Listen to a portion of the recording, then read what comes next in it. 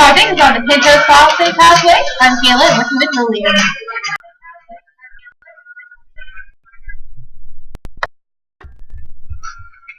So the pentose phosphate pathway is an important source of metabolic intermediates required for amino acid and nucleotide synthesis. As we see in the schematic here, we have a glycolysis product, glucose 6-phosphate. It goes through the oxidation phase and through the pentose phosphate pathway and ends up being a nucleotide coenzyme like DNA or RNA.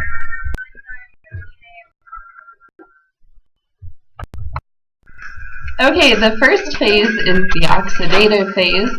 In the first step, it's a dehydrogenation reaction where NADP plus is reduced, and the carbon 1 on glucose 6-phosphate is oxidized to a carbonyl.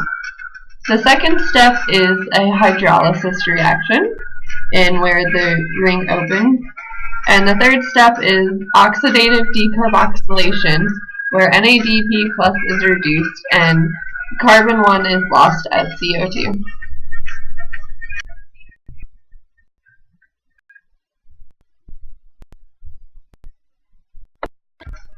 So the product of the oxidative phase, ribulose 5-phosphate, can be isomerized to multiple 5-carbon sugars. These sugars are used in the synthesis of nucleotides, nucleic acids, and amino acids.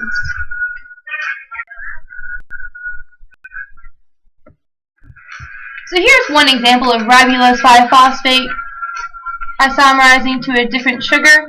Here, using the enzyme ribulose 5-phosphate isomerase, we are getting to ribose 5-phosphate. This can cyclize to form a 5' ring needed for nucleotides. Also, NADPH, which was generated in the previous oxidative pathway, can be used to reduce the ribulose 5-phosphate to deoxyribo 5-phosphate for DNA.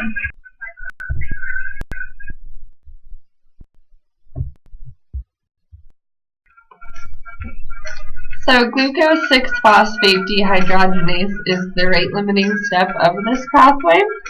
It's activated by NADP plus and inhibited by acetyl-CoA and NADPH. Also, this pathway is most active in dividing cells, which need to replicate their DNA.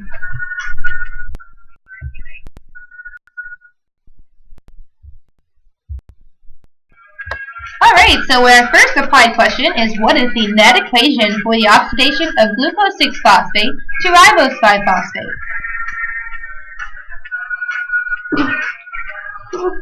Here's some time to think about it.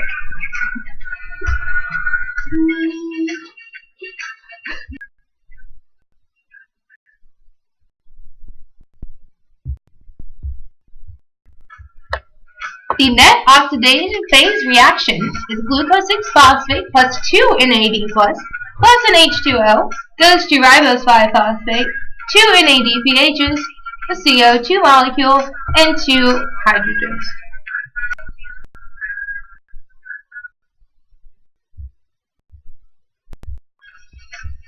So this is our critical thinking question. When the cell needs ribose 5-phosphate more than NADPH and ATP, how is glucose 6-phosphate metabolized? You can do it! What is it?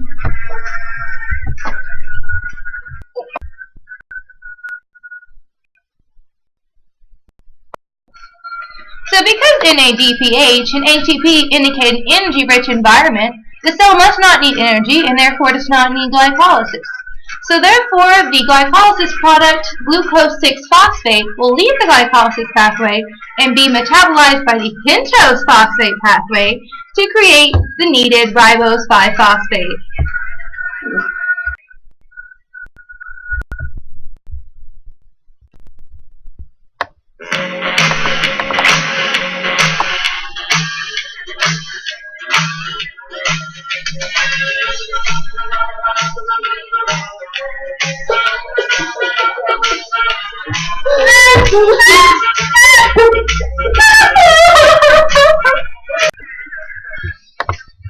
So the pentose phosphate pathway is an important source of metabolic intermediates required for amino acid and nucleotide synthesis. As we see in the schematic, we begin with the glycolysis glucose 6-phosphate, and it goes through this pathway and with glutathione. The first phase is the oxidation phase. So in the oxidative phase, we ended with ribulose 5-phosphate.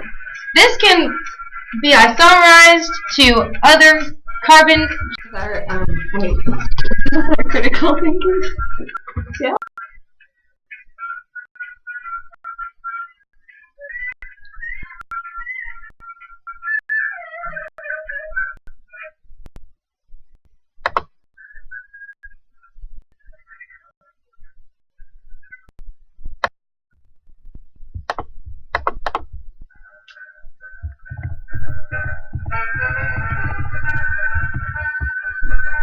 If you're converting carbohydrate into triglycerides, if you need Pentose moieties to make nucleotides, you'll find that Ender-Meyer-Hoff is not the game to play. And you'll do your biosynthesis the Pentose phosphate way with transaldolase, transketolase, G6PDH2. 6 times 6 gives 5 times 6 plus 6 of CO2. Carbons passing to and fro, the back becomes the front. Did you ever see a pathway like the Pentose phosphate chunk? First G6P is oxidized and ATP reduced to give you phonolectone, as might well have been deduced. The lactone is then hydrolyzed to make the gluconate, and decarboxylation is its metabolic fate with transaldolase, transketolase, G6PDH2. 6 times 6 gives 5 times 6 plus 6 of CO2. Carbons passing to and fro, the back becomes the front. Did you ever see a pathway like the Pentose phosphate chunk? There ends the oxidative phase, now multiply by 3. An intermediary balance sheet by way of summary. 6 NADPH formed through CO2 set free. 3 ribulose 5-phosphate formed from 3 of G6P. 1 isomerization from the ketones to aldose. 2 ribulose 5-phosphate to the phosphate of ribose. 3 of the 2 epimerized, inverted at C3. 2 xylulose 5-phosphate formed hence XU5P. 2 carbons from XU5P transferred to the aldose. Transketolase ATP, as everybody knows. Plus 3 plus 7 made to meet transaldolase attack. Proceeds from pseudoheptulose, the GAP gets back. Glyceraldehyde 3-phosphate thus becoming F6P. Leaves erythrose for phosphate looking for some company. But XU5P number 2 has 2 top C's to spare. Transketolase negotiates their transfer as a pair. So we made another F6P, a triose phosphate 2. To see what we have now achieved, let's multiply by 2. 4 F6Ps to GAPs by glycolytic tricks. Give 5 glucose 6-phosphates where we started out with 6. With transaldolase, transketolase, G6PDH2. 6 times 6 is 5 times 6 plus 6 of CO2.